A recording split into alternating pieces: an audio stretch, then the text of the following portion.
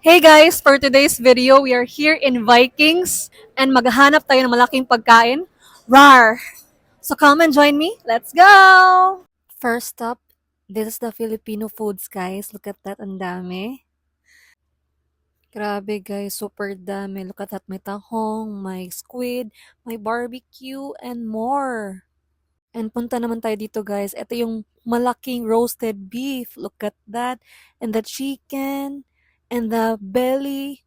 And so much more pa guys. Super sarap. And then yan, kumuha na ako ng pagkain guys. Look at that. It's my cheat day today. And let's eat! Andito na ako sa table guys. And let the kain begin. So first guys, kumuha muna tayo ng kanin. Yan.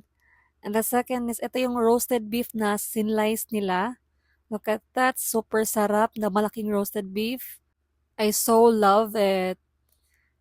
And ito yung barbecue guys, grabe, Filipino food, the best.